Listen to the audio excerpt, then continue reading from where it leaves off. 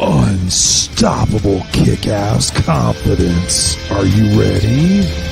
Welcome to the Raw and Unscripted show with Christopher Rausch, where we help you overcome your self-created crap without the self-help fluffy bullshit. Now please welcome our host, Christopher Rausch.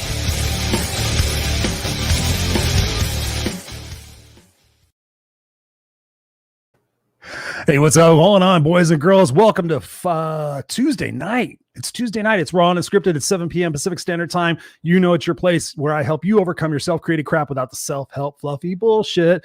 Yes, baby, Raw and Unscripted Tuesday nights every single week. Here we are having Raw and Unscripted conversations designed to move your mindset, move your actions forward into the pursuit of the life that you truly want and the life you truly deserve. I am Christopher Rausch, your No Excuses coach, and I'm excited to be here. And truth be told, just in case you're wondering if you can hear this, my voice is severely shot. I've been talking all day and I have a very sore throat. So I'm going to do my very best to get through this broadcast and bring you guys the juicy details with me and my guest, who I'm going to be bringing on here just very shortly. So whether you're watching this live or on the replay, we appreciate you very much being Misfits for Life of the Kickass Nation. We appreciate you coming here every single week and pledging your support for improving your life and having the candid conversations that are designed to really reveal what it is, the truth in your life that can get you exponential results once you finally face that. And that's one of the big conversations that I've been having today, is just having that awareness of where it is that we're at and what it is that we need to be doing in order to change the situation if we're not happy with it, if we're not content with that, or more importantly, if we're not excited about that. That's what truly life is about. You know, there's so many moments in life, but yet we waste them hoping, wishing, and praying and playing the someday game that we're actually going to be happy one day when we have this. But the truth of the matter is there's an opportunity right now to be happy, because when you find gratitude in those moments, you find gratitude in the moments of being able to spend time with your kids, gratitude in the moments of being able to just drive your car, gratitude in the moments of having a meal, enjoying a conversation. It's amazing how those string together and create a truly kick-ass life. So we love you guys. We appreciate you being here. If you're not already a part of the Raw and Unscripted group, we invite you to go over there. You can go over to the Raw and Unscripted group on Facebook. Just type in Raw and Unscripted. You'll find it's the only one. And join the community.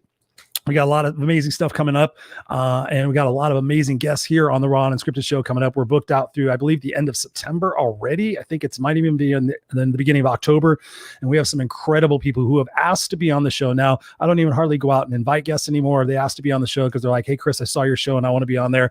I think that I could offer something in your community. And I'm excited about my guest tonight, because we were introduced by a fellow person, and we've had the opportunity to watch each other on social media and have a few brief conversations. And I'm just super excited because, as you know, the show is called Raw and Unscripted. And I love people who really are able to articulate in such a way that they can get you to realize the truth of the situation faster than most people who sit there and can pontificate and think about telling you what the truth is. And she hails all the way from, get this, ladies and gentlemen, she's coming to us from Australia, where it's 17 hours ahead of us. So without any further ado, she's a true rock star. We got Larry in the house. What's up, Larry? I appreciate you guys being here. Scott's in the house. He says, what's up, Chris? Good to see you. So without any further ado, please welcome to the Raw and Unscripted show, Friska Wirya. Friska, how are you doing this evening? Or I should say, in your situation, this afternoon? This afternoon, I'm good. Thank you very much. I'm in Sydney. It's currently 12:05 p.m. Week 7 of lockdown, folks. So yeah, get ready to rumble. Get ready to rumble. I know, lockdown. I mean, you know, it's so crazy. Honestly, Friska, I've had so many conversations with my guests here on the show and just asking them, you know, up until a month ago, we thought we were coming out of this, at least here in the United States. It's like, okay, masks were being lifted and we could go outside again. I'm telling everybody, hey, we made it through.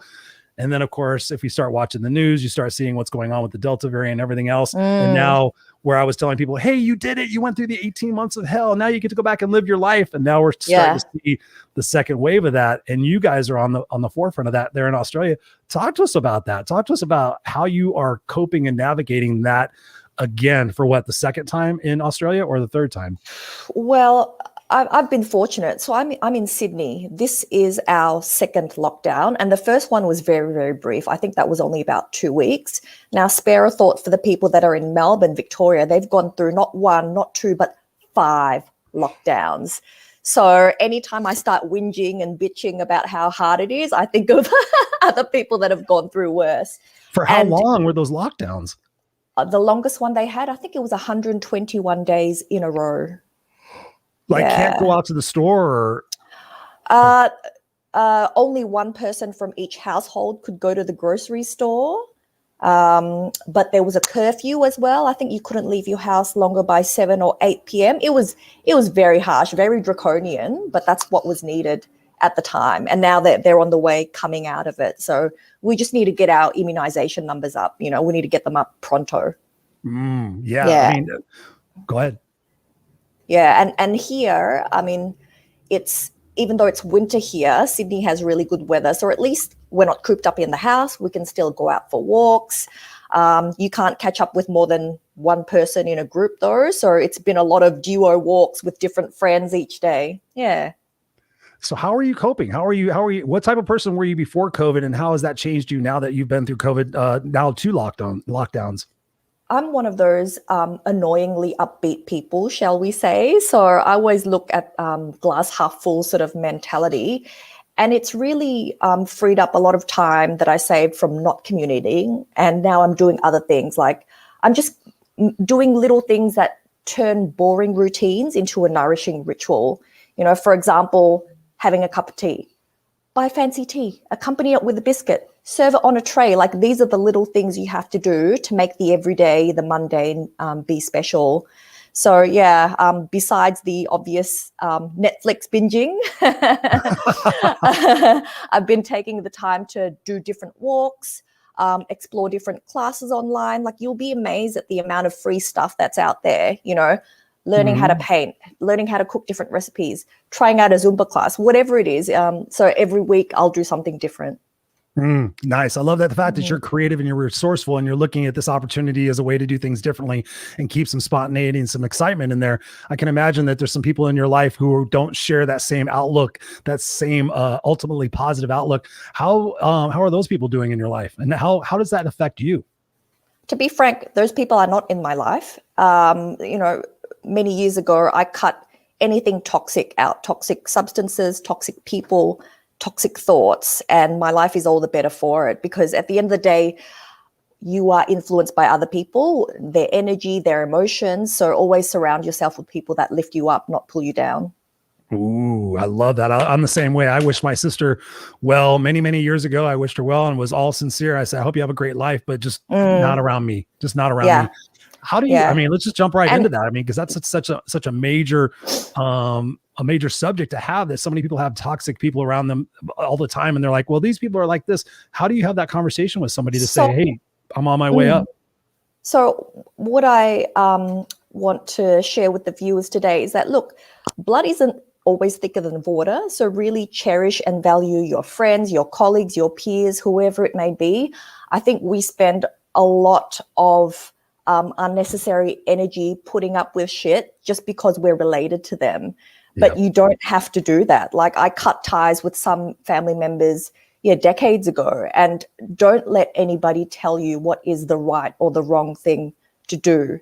But just pay attention to how it's impacting your mental and emotional well-being, and make a judgment call from there. The fact that you're related shouldn't bear any influence over your decision.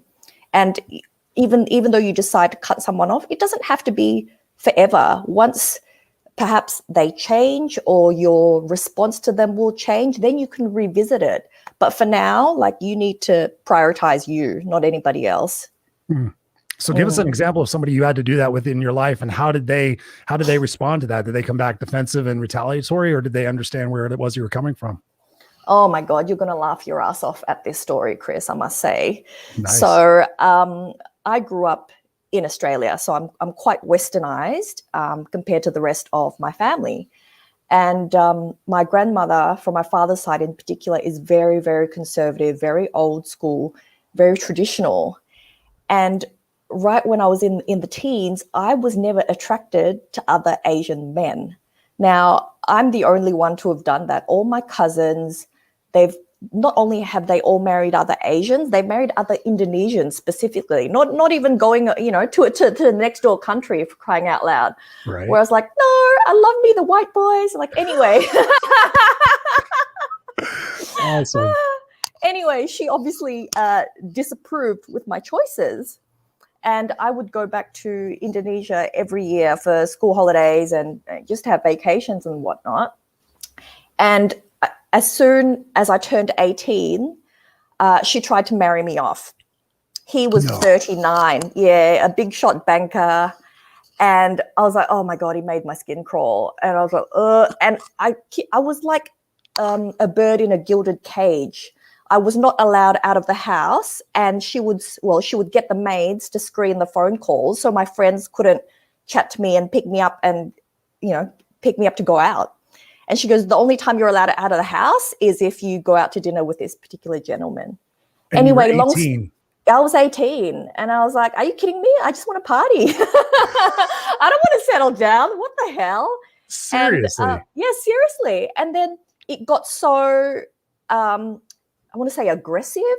She openly started talking about weddings in front of me, met his dad and da-da-da. And I started getting heart palpitations. I had dreams of, going to uni, doing this, doing that, whereas she thought like, oh, look, this is it. Your life is set. You just marry this guy, move back to Indonesia. You'll never have to lift a finger ever in your entire life.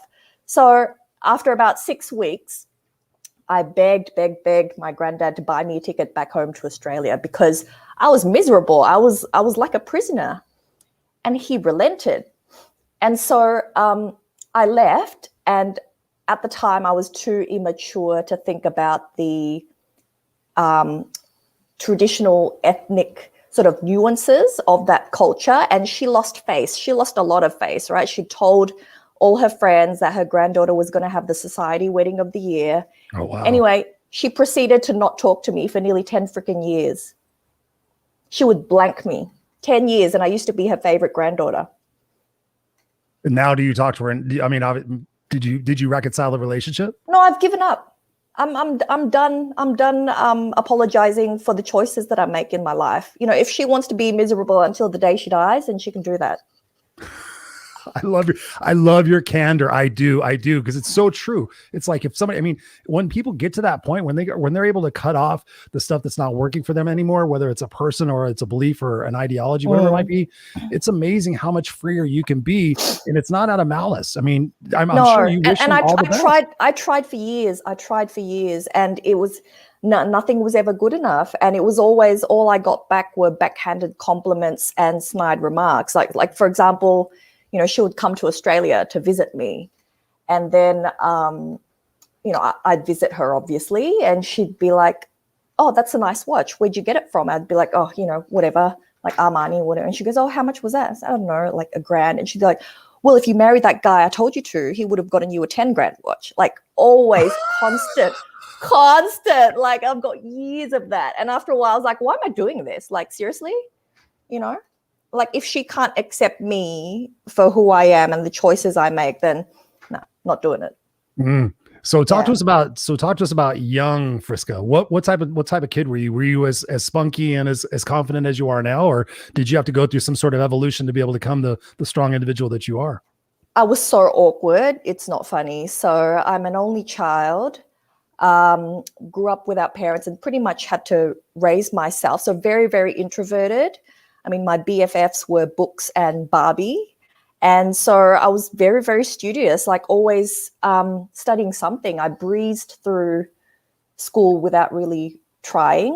And it's only later in life I realized that people skills, connection skills, engagement skills, communication skills, they're a skill like any other. And with enough effort and attention, you can learn them and you can master them. Mm-hmm. Oh, learn and master them. I appreciate that. So when you were going through school and you were making your friends in school, did they have any influence on you? Coming from different families and shaping your perspective about where you were at? I think definitely my friends had more influence on me than my own family, for sure. And I think that's why I'm quite, I don't want to say unconventional, but quite open-minded, let's put it that way. I mixed with people of all different ethnicities, all different cultures, not so the people that I'm related to. Yeah. And I find that's such a terrible waste. I find one of the biggest things that I love about myself is that I look at all different classes of people, sizes of people, labels of people. I just look at it as a cornucopia of opportunity for me to seek to understand. And the world is such a rich a plethora of people and opportunities to see different perspectives and see different cultures and see different ways of thinking. I have friends all over the world, and I'm so grateful the fact that I don't have that myopic little view of, this is the way the world is and this is the way everybody else is. And, if it doesn't blend in, if it doesn't fit into my plan, then it's uncomfortable or it's awkward or it's wrong. Talk to us about that. Have you ever had that feeling in your life that just because something was different, it was wrong? All the time, or that feeling that just because it's not the norm or the standard, that something's wrong with you. But you know what? Everybody lives to their own timeline and to their own expectations. So I'll give you an example. I used to compare myself to my cousins, and they're all very successful, but they've all followed a very traditional path. Like the men, for example, top of the class, soccer star, go to uni, study engineering, date a girl, marry your first girlfriend, pop out 3.5 kids, white picket fence, da-da-da-da-da. And I didn't do that. I just went up, down, around, sometimes backtrack, then forward, then up and down. And it wasn't bad. It's just different, and different isn't bad. You just have to appreciate that there are multiple ways to get to where you want to go and to not judge yourself for it. Yeah. How did you deal with during that up, down, backwards, that unconventional path that you took? What happened when you came across obstacles or things that you didn't understand or you weren't savvy with? So when I came across obstacles, I think, we talked earlier about the importance of surrounding yourself with the right people. And for me, and this is what I do for a living, by the way, I help very large organizations and the individuals within them, obviously, accept and thrive through change, whatever that change could be. It could be a digital transformation, could be an operating model, it could be a restructure, it could be a culture change. And so when I approach that, there's 4 elements that I would say that underpin it, and that is support, skills, systems, and structures. Support, like its name suggests, get that top-down support. If you know you cannot do it, find out who can and get them to support you, whether it's through mentoring, whether it's through coaching, whatever that support looks like. This is why Weight Watchers groups are so goddamn popular, right? You've got that support network. Like you're not on your own in your weight loss journey. Same with your personal development journey. Find out who can support you. Number 2 is the skills. I grew up by myself. I did not know how to cook. I used to exist on a diet of fast food, believe it or not. And now I'm the complete opposite, right? And so what are the skills you need? For me, I had to learn how to cook. I had to learn how to get a good night's sleep. I had to learn what vitamins and minerals that I needed and where to get that in the food. So, upskill yourself, whatever that could be. The third is about structures. So how do you structurally integrate whatever change that you're trying to make into your life so it's easier, so it's business as usual? So there are some, I can't remember who it was, but I was reading a story about an elite athlete, and they obviously have very punishing regimens at usually 4 a.m. wake-up calls to go to the gym or whatever. And for them, structure meant sleeping in their workout gear the night before, having their shoes ready to go. So what are the processes you can put in place to make that change more seamless, more easy, so you don't have to think about it, right? Same with people that are trying to quit smoking. The structure there would be but perhaps buying an e-cigarette, getting the Nicorette gums instead of that, going for a walk instead, calling a friend. So some sort of mechanism to disrupt your traditional behavioral pattern. And lastly is the systems.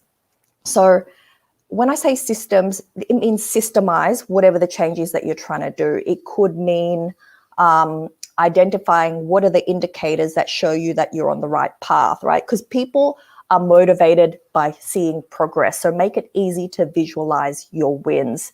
So an example of this is when I had quite a nasty accident. I fell down the stairs and I've ruptured 2 out of the 3 ligaments in my left ankle. And I'd seen so many physios, but I get bored, right? And so I never did the exercises that they told me to until I moved to Melbourne and I came across this new physio. His name was Matt. and I actually listened to him. I actually did the exercises that he told me to. I'm like, freaking hell, why has he gotten through to me and no one else could? Like, what did he do different? What did he? So first of all, he always used we can, what do you think of this? So he involved me in the process. So this links to actually the support as well. And number two is that instead of like barking orders at me, like here's the exercises you need to do, he sympathized with the business of real life. He'll say, here's 5, but these are the top 2. So if you do have time for the other 3, do the other 3. And what he did before is he would measure my progress. For example, how flexible I was in bending my toes back. He would measure every single time I saw him. No one else did that. That's why I thought it's not making a difference. Why am I, hopping around on one leg trying to make my ankle better? I don't see a difference. Whereas, right? Whereas when I got to him, like even though it was like 3 millimeters, it was still 3 millimeters, right? And this is when you think about some of the most effective apps on the market. Have you heard of Couch to 5K? No. Couch to 5K. Have you heard of Duolingo? Yes.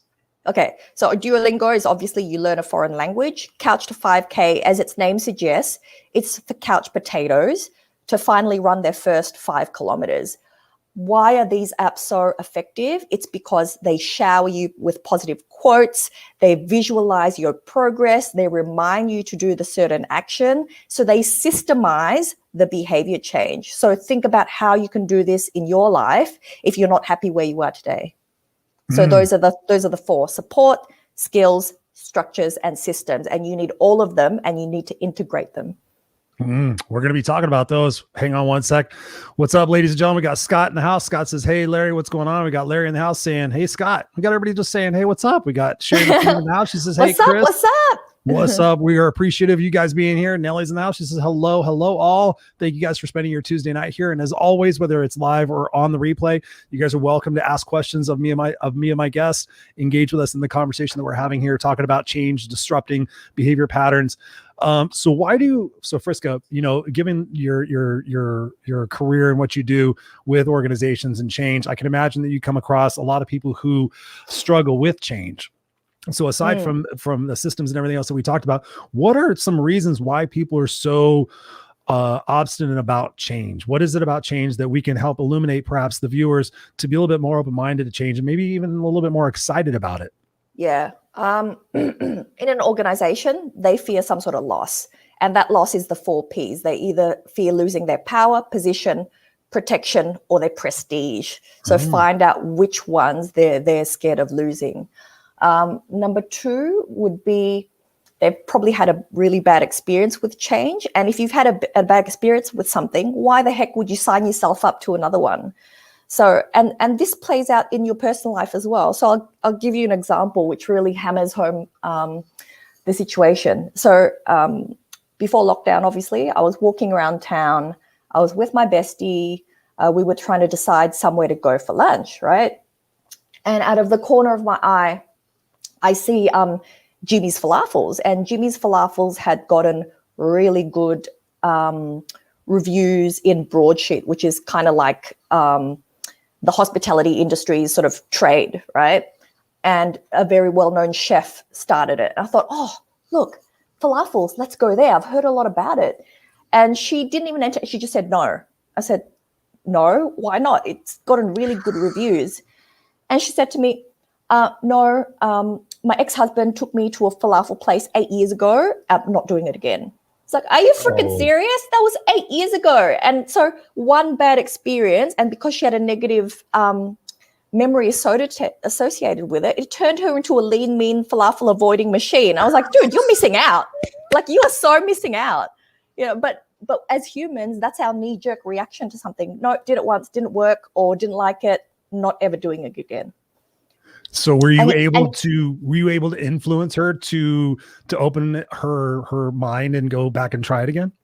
Now I have. At that moment, I didn't, because I was like, you know what, whatever. I'm hungry. I don't want to argue about this right now. But you can see that in the way kids are brought up as well, right? For example, they may have had broccoli cooked the wrong way. They will never, ever try it again. like ever. It'll take years to overcome that. So as adults, the same happens in the workplace.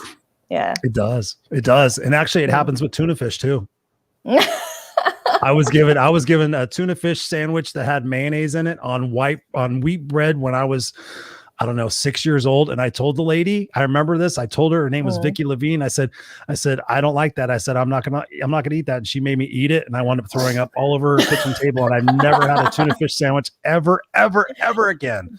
And I was 6 years old and I'm 52. So sometimes that stuff scars us, right? You know? Correct. And the first step to overcoming it is being aware of that and having the awareness that was then and this is now, and now is different because of A, B, C, or D, you know? Mm-hmm. Well, one of the big things I think about change, and it's going on all around us, obviously right now with COVID and everything else here in the United States, all around the world, change. We used to say it in a cliche way, you know, change. The only thing that's constant is change. But now, even for me, what I've noticed in my 52 years on this planet is it seems like so much is changing so rapidly that there's no sense of normalcy. There's no sense of stability. What advice do you have for people? And I've already worked on my mind about that. So I reframe my mind. But what would you say to people who have that perspective? They're just like, okay, so much is changing. I feel like nothing is the same. And I feel like I'm just so vulnerable and exposed. Because I've had somebody say that to me recently. Like, everything is so much is changing that nothing seems the same anymore. And I feel lost. Is this in just a general life sense or a workplace sense, do you think? Both. It just everything's so rapidly changing. Workplaces are changing, leadership's changing, baby boomers are retiring. There's a new generation, you know, digital change, you know, just there's so much going on. There's so much, I think there's just so much overwhelm in people's brains that they're not able to be able to process that. And it's causing that anxiety. When that anxiety is causing that reaction and people are just kind of starting to go a little bit nuts. Talk to us about how we can view change in a different mindset so where it's not freaky and scary. Yeah, I think at the end of the day, I think we really need to stop whinging over change resistance and start focusing on building change resilience, because you've just said technology is only going to get faster, things are moving, blah, blah, blah, blah. But guess what? Not all of them impact you and not all of them concern you as well. So pay attention to the information sources that you're consuming, because sometimes it'll just frazzle you out. So really crystallizing what is it that's important to you and what has a direct impact on you, and just focus on those. Like there may be 100 things, but really the ones relevant to you could be 10 things. And that is a lot less overwhelming. And also, yes, changes may be happening left, right, and center, but they're not all happening at the same time. And they're also, some of them are really slow, like the shift to green energy, for example. You know, governments all around the world are investing in repurposing old oil fields. They're dedicating time and attention and kicking off projects in regards to the circular economy. But these changes take years to develop, and they only impact a small portion of the community at this point in time. So yeah, it's just a matter of don't freak out, take it one step at a time, take a deep breath, and be ruthless with really identifying what's relevant and what will impact you, because not all of them will. Right. You know, and I think that's great advice. And it kind of leads to something that I tell people all the time. It's like, so often we react and we take things personally. So I tell people, like, what am I making this to mean about me? You know, something's coming in. The company that I was at when I was in corporate was bought multiple times by private equity groups. And we constantly, all of us would sit around and go, what does this mean about me? What do you think is going to happen? We'd sit there and we'd pontificate and, you know, blah, blah. And well, maybe this is going to happen. This is going to happen. And 3 out of the 5 times, nothing happened. Nothing happened. Yeah. But we were sitting there projecting into something that was happening and making it mean something about us when it really didn't mean anything about us. What is your advice for people who tend to take things more personal and tend to react to stimulus rather than seeking first to understand, then to be understood? Really get the right information, like educate yourself. So that plays out in my role as a consultant. Often the first thing in people's heads is my job safe? It's like, dude, yes, I'm not trying to automate you out of a job. I'm just trying to help you, you know, do more value adding tasks. So really, if you don't have the right information, there's no point shadow boxing with ghosts. Like really get it straight from the source, whoever that source may be. on what the change is and what it means for you. You will spend a lot less time and energy worrying about things that are never going to happen. That's if you have good leadership, because in some of the situations that I've seen when I was doing some consulting in business is I found out the leadership would not communicate effectively to the staff. So there would be those open-ended questions, and then things would be happening. You'd see a bunch of suits walking around and they wouldn't explain, hey, these guys are here from the leasing company. They're just doing a building check. You see a bunch of suits walking around and you'd be like, okay, what's that? Oh, you don't need to ask questions. It's none of your business. And you start creating that speculation. What advice do you have for leaders, especially in this new day and age with everything that's going on? What advice do you have for leaders to have to instill that trust in their employees, to be able to know that it's not about them? Yeah. So this is especially relevant in today's time where like you said, everything's changing. Thanks, COVID.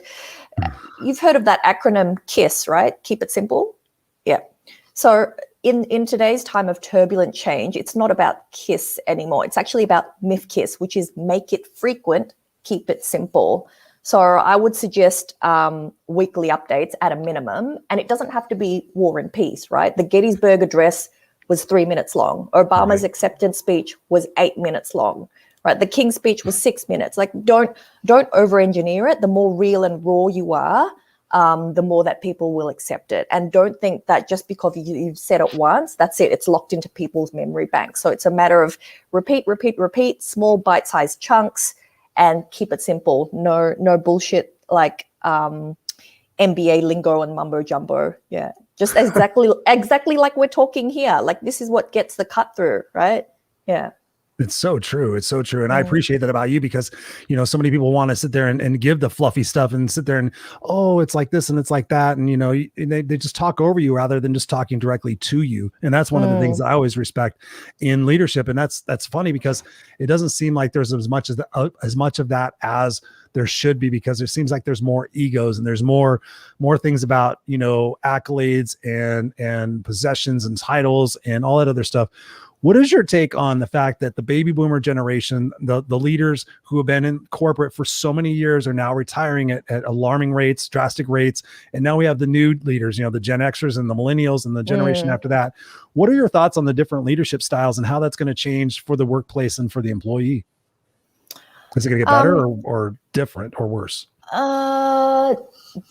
Different. It honestly, I think it depends on geography and sector as well. I think we are existing in a world that is hyper focused on political correctness, and there's a whole new terminology that that the baby boomers haven't gotten their head round, and probably won't before they retire. Like, for example, let's talk about gender in the workplace. You were usually male or female, but now you're non-binary or gender neutral and da. So that's just one example. And I think although this is a huge generalization, that the baby boomers came from a very command and control leadership style. So it's like, you shall do what I tell you to, and then that's it. There's no opportunity to provide feedback and whatnot. Whereas I think we're shifting now to be more putting more effort into giving employees a voice. And I want to distinguish between a voice and a vote. So a lot of people say, oh, but it'll take longer. Not everybody can tell us, wade into the decision. I'm like, no. They don't need to decide, but they need to have a channel, a platform of some sort to just even have a voice. So give everybody a voice, but not everyone a vote. I mean, that at the end of the day should be very tightly knit. Otherwise, it's going to be death by committee. Death by committee. Are committees good or are committees bad, do you think? It just depends on the situation. It depends on the situation, but in my experience, it just makes, it's a great way to avoid being accountable or owning anything. So a lot of ass covering exercises happen in committees. So yeah. That's what I thought. That's why I thought I would ask you, because I'm like, okay, I'm just going to go ahead and ask this question, because I've seen the same thing as well. It's like, why does this committee really exist? And what is this here? Oh, the people on the committee have an easy way of protecting their asses if something goes down, because they're all going to cover for each other. It's like the good old boys club. If you guys are part of the good old boys club, then you're okay. If you're not part of the good old boys club, then everything's up for grabs. And that's one of the things that I hate about corporate is it was about that game. It was like, if you're not the so-and-so's favorite, then chances are you're going to be on the outside. And that's something that I found, especially when I left corporate, was progressively as I started owning who I was and owning my voice and my confidence and being able to say, hey, listen, guys, I don't agree with that. And being like, oh, Chris is always the open mouth one. And Chris is always the troublemaker. And of course, then Chris was all, pushed out of the company, and that's no big deal because now I got to go follow my dream. But it's amazing because, they sit there and they tell us, leadership will say, we want people to come up and tell us the truth. And we want people to ask us the questions, but it seems like, the people and they get raked over the coals. Yeah. I mean, how do you coach people in that situation where they've been burned so many times about stepping up and standing in their confidence and speaking about disrupting? How do we disrupt those belief patterns to where we can sit there and say, you know what, today is a brand new day. And this is what I tell my coaching clients. I'm like, whatever was yesterday is all electrical energy and impulses in our brain. And we have the opportunity to change our perspective about it. We could change our viewpoint about that electrical stimulus in our brain to say that, hey, it's worked for us and it's made us a stronger individual. What are your thoughts on that? How do we disrupt that pattern of believing and get people to be more confident in that in their approach? Yeah. The time, and this is the thing, right? Negativity travels a lot faster.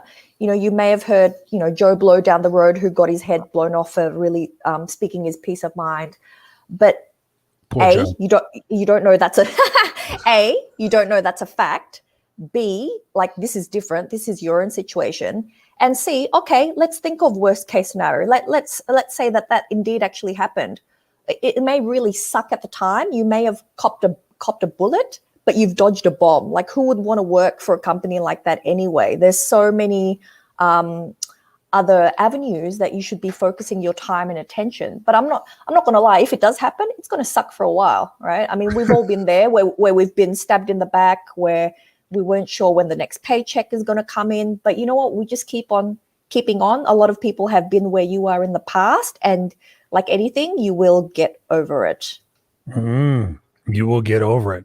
Okay. Yes, because time does heal all wounds. If we choose to let the time heal, otherwise we could choose to be a victim. We won't even go there. I'm curious, whether it's a current leader or an older leader, who are some people that you recognize and you respect as leaders? Let's get maybe one previous one, maybe an older one, and one today. Somebody who you recognize as a leader, as somebody that is to be respected.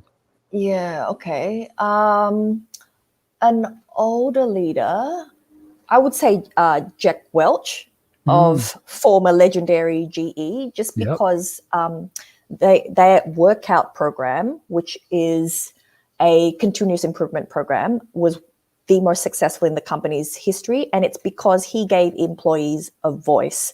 So instead of telling them how to change, he just said, look, this is what we're trying to achieve. You guys know the company best. Come up with the ways that you think will help us get here. So I respect him for that, because he does come from that old school, sort of like older generation, but he flipped the paradigm on his head. Big time. Yeah. And then who is kind of a newish leader? I have huge respect for Jacinda Ardern, the Prime Minister of New Zealand, just the way the way she handled the, the Christchurch assassination, the COVID response, everything. Like, she's just so personable. Like, her Facebook lives were just, it's like you're chatting to a friend around the campfire, it was just, she goes, this is what we're doing. This is where we need you to do, And the language that she used was so inspirational and motivational. For example, she said, you know what, even if you don't have a job right now, even if you're not employed right now, your job is to keep other Kiwis safe. And you do this by staying at home, wearing a mask, Contrast that with who's running Australia. He was like, thou shalt not. Running the United States. Yeah. Into the ground. Yeah. Yeah. So I totally agree. Well, Sally is in New Zealand. So Sally Anders, because that's where I think that's how we're connected, right? Sally? Yeah, that's right. Yeah. I mean, so she's down there. We had amazing conversations about that. She's like, I'm like, oh my God. And I wasn't even paying attention to the news, but it was such a what's the nice word for it? It was such a difference from how it was being handled here. Yeah. Let's just say that. So I want to shift gears a little bit, and I want to talk about excuses. I'm the no excuses coach, and I'm always fascinated by people's excuses and how they overcome them, or what opportunities they can do to share with other people. What is the biggest excuse that you find that holds you back, and how do you mitigate your own excuse? So like for me, I'll say I don't feel like it a lot. So I'm like, oh, I really don't feel like it. So that's one of my biggest excuses. So I have ways of snapping myself out of that. So talk to us about that on your side. Okay, let me have a think. She doesn't have any excuses. While you're thinking about that, I'm just going to say hi to some people. What's going on? Serena's in the house. Serena Buffalino, what's up, gorgeous? Good to see you. I just saw you a little bit ago. Serena and I are on Serena's the CEO of helphealhumanity.org, an amazing organization, worldwide organization. I'm on the board of directors with her, and we just had our board meeting. So she's here supporting the show and saying, what's up? Nelly says, these are great ideas. Thank you, Nelly, for being here. We appreciate you. So yes, your excuse and how you overcome it or mitigate it. Okay, I'll give you an example of something that I've overcome in the past, right? So I started my own consulting business a year and a half ago. And at the time, I was chatting to a friend. I was whinging that I wasn't getting in front of the people that I wanted to get in front of, and like, it's not working, I should give up, and yada, yada, yada.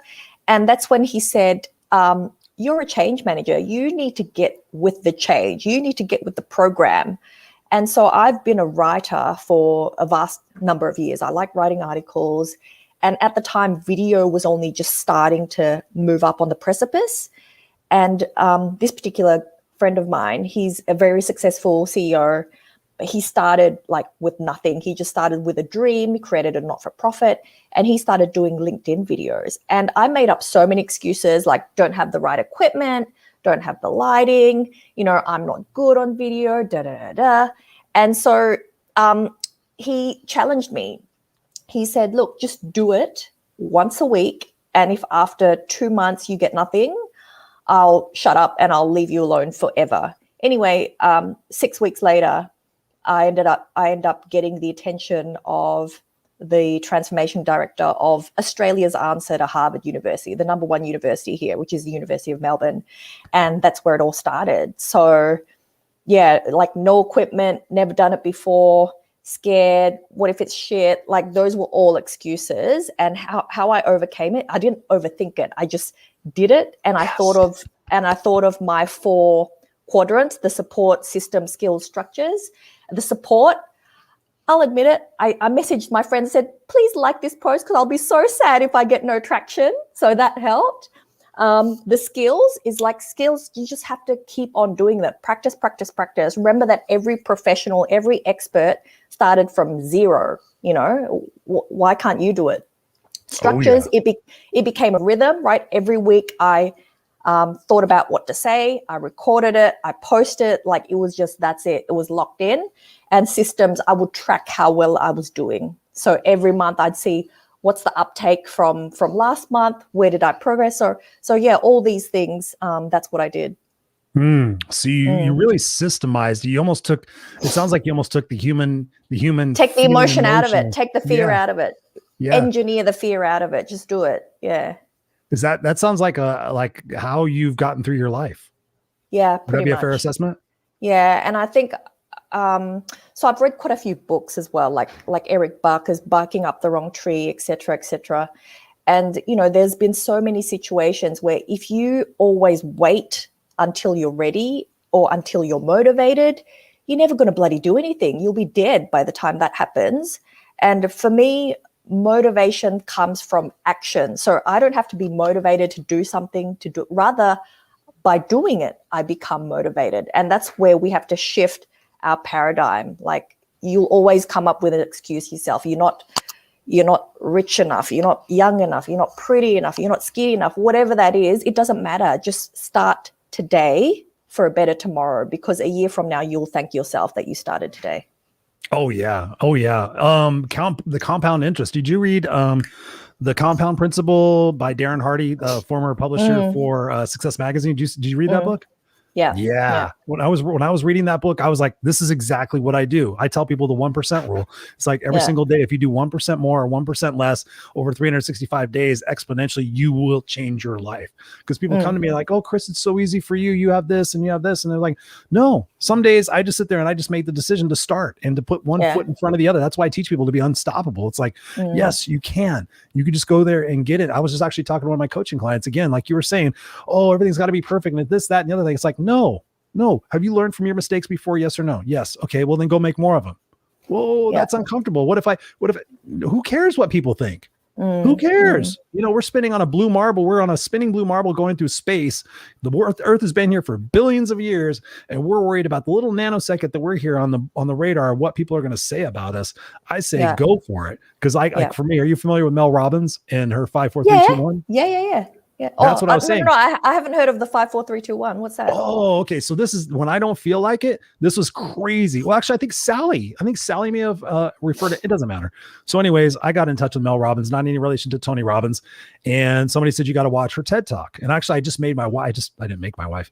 I asked my wife to watch this because there's so many times that we just don't feel like it. And she talks about there's 5 seconds. Like when you wake up in the morning, if I sit there and say, okay, I'm going to wake up tomorrow morning at 5 o'clock and I'm going to work out. I'm going to set the alarm for 5:55 or 5:40, 4:55, 5 minutes ahead. And I'm going to get up at 5 o'clock and I'm going to work out.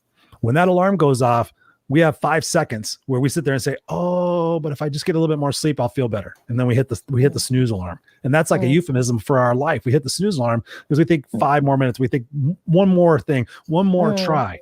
And her thing is 5, 4, 3, 2, 1, do it. So like, you'd be like, oh, I got to go make dinner, but I got to vacuum, but I got to do 5, 4, 3, 2, 1, do it. Because in that 5 seconds, you're going to talk yourself out of it. Well, maybe tomorrow, or maybe this and that. And I've used that so many times. Like, I don't feel like going to the gym. 5, 4, 3, 2, 1, pick up my gym bag, go outside. Right. That's all I got to do is just go outside or put my shoes on. Just start the process of what it is. I've even told people like, well, Chris, I really don't like to work out. I'm like, all I want you to do is just put your shoes on and walk outside the door. That's all. But 99% of the time, it's like once you get into that action, you actually get it. So I highly recommend Mel Robbins 5, 4, 3, 2, 1. Because she's sitting there, talks about it. She goes, you're never going to feel like it. You're never going to feel like making the cold calls. You're never going to feel like this because you're afraid of the rejection. But the fact is that as you put one foot in front of the other, and as you get excited, for me, it's going back to a kid-like state. When I think about Chris as a 5-year-old kid before he got all screwed up, I was excited. I was happy. I was curious. I was adventurous. I was in the moment. If somebody said, crazy, let's go do that. Okay, why not? Let's go try it. But then through all that conditioning stuff that we go through as kids in our life, trying to be perfect and try to fit in and try to make all these other people happy, we lose sight of that adventure, that sense of adventure. And then we go into that place of, okay, if it's certain, then I'll be okay. And I think that's something we've been talking about through this entire conversation is that life isn't certain. So what advice do you have for people who are unable, who have their expectations set, they have their life set, they have everything planned accordingly, but they don't have the emotional, they haven't done the emotional work. What is your advice for them to be able to go do that, to be able to handle the change that is going on in the world today and to be a support person for their family and their friends? I think that you need to realize that it's not just your professional self, your physical self, your emotional self. They all kind of integrate together. So it's like cooking a dinner, right? There's a few stoves there. Some are boiling, some are simmering gently, but what you need to realize is that if you can't over focus on one dish, because then that'll get burnt. And it's okay to have, for example, a bigger main course or a smaller entree. And so just to realize that there's always a choice and a consequence of your actions. So you don't want to be one of these, financially super wealthy people, but emotionally bankrupt, because you will not be happy. So it's a matter of balance and integration and putting effort into all these different burners, right? You will not be able to have all 4 burners firing at once. For example, if you're training for a marathon, then obviously it's going to decrease your family time, or it's going to decrease your intellectual time, less time that you have to read. Just be wary of these trade-offs and be okay with them. So important. Trade-offs. What are some trade-offs you made in your life that you look back on now and regret making? when times are tough, I was like, really, I should have really married that guy when I was 18. No, yeah, but then seriously. you'd be completely miserable. No, I was joking. You know what? I don't really regret anything because you can't, because it's all about experiences, right? You know, I'm not going to die wondering. Yeah.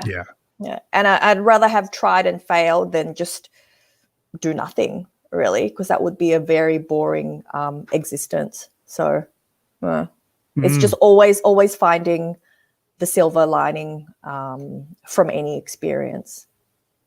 Silver lining from any experience. That is so true. One final question before you could tell people where to get a hold of you. What is your legacy? What is your why? When you wake up every morning, what is your why? What is your legacy for this life that you're leading? So I think for me, it's lifting others up. I'm a big believer in that if there's no change, then there's no progress. So it's teaching people how to fish, teaching people how to make their own changes in their life or their business or their organization. So supporting them to it. Yeah, that would be my why, because it's only going to happen faster. It's more far-reaching and complex than ever. So the sooner you get these skills, the better off you'll be. Beautiful, beautiful, beautiful. Well, we've already been talking. Oh, sorry. My throat is so sore. I haven't been this sore in so long. We've been talking for 51 minutes and I am so thankful for you. Where can people get a hold of you and continue the conversation? Yeah. So I'm on LinkedIn. Just search for me, Friska Wirya, Wirya. Otherwise, my website is freshbyfriska.com. So check me out there. Right there. Freshbyfriska.com and also on Instagram, Fresh by Friska. Yeah. Right? Yep, Make sure I got the right ones.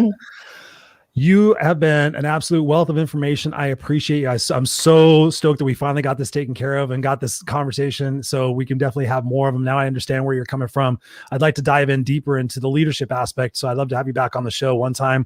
But for right now, I appreciate you. I thank you so much. I'm going to put you backstage here for a second. I'm going to end out the show and then we'll have a few more words before we end out everything. But thank you so much for being here on the Raw and Unscripted show. There you go, ladies and gentlemen, boys and girls. Connect with Friska. She is a wealth of energy. She's a wealth of information. She's straightforward. She doesn't bullshit. And that's what we need more of this in this life. Sherry McQueen says, she says, thanks for the great night. See you tomorrow morning. Well, on the replay. Yes, Sherry, thank you so much. Appreciate you for being here. But yeah, connect with Friska because what she's saying is so matter-of-factly true. It's, we get the opportunity to choose our perspective. We get the opportunity to choose who we have in our life. We have the opportunity to choose what it is that we get to do every single day. But sadly, so many of you guys out there are giving that control up to somebody else. You're giving that control up to somebody else who was in your past, who fed beliefs into your brain that weren't true or didn't work in your favor, or you're surrendering control to everybody else and you're doing the blame game. You're blaming everybody else. If you're blaming everybody else for the situation you're in, guess what? The solutions and the opportunities to be resourceful to fix those situations aren't going to be as abundant as they would be if you accepted responsibility and said, hey, listen, I've got an opportunity to change here. I've got an opportunity to grow. I've got an opportunity to make, yes, some tough decisions, but the tough decisions that are going to ultimately be in my best interest. So maybe right now I have to eat a little bit of shit right now and go through some tough times like Friska was saying, but ultimately keeping your eye on that end goal to be able to see through the shitstorm, to be able to see the beauty in what it is that you're going to achieve. And so many of us are putting off till tomorrow to achieve that beauty today. And we're not inspired to stand up for ourselves because we're so limited by our own belief system. So one of the most important things that Friska said is talked about is getting your support system, getting your systems, getting your structures, getting people in place that can hold you accountable. I was just talking to somebody earlier today. They hit me up for a free coaching call and I asked them who their support system was, and they don't have anybody in their life that they can go to. And we talk about it in my group coaching program as somebody, as your team, right? Who do you trust? Who empowers you? who holds you accountable and who's your mentor, who's your team, who are the people that you can go to and say, hey, I'm having a shitty day. Maybe my confidence isn't the greatest. What do you think? And that person's going to tell you the truth. That person's going to sit there and say, hey, listen, you're having a shitty day. It's not the end of the world. You're going to be able to be fine. You're going to have all these different opportunities. It's important to have people that are going to tell you the truth, that are going to hold you accountable, because otherwise you're just going to float through life. And trust me, I see so many different people that have floated through life, and they come to me and they're like, Chris, I don't want to end with any regrets. What can I do? And that's one of the things I love doing. So if you're one of those people that's out there coasting and trying to figure out what it is that you're doing, and you haven't taken me up on one of my complimentary coaching sessions, please do. It's my way of giving back to you guys for watching this show, for being a part of the Misfits for Life community. That's my way of just connecting with you guys. So again, if you're having one of those situations, hit me up on the DMs. I'd be glad to send you the link for that private conversation so we can have that. Meanwhile, I love you guys. I'm going to stop talking. Literally, this has been one of the most painful shows I've ever done. But I love you guys. So I want to keep bringing it every single week. I love you guys. I know I've said that about 12 times, but all right, go out there and be the change you bitch about. I love you guys. We'll see you next week on the Raw and Unscripted show.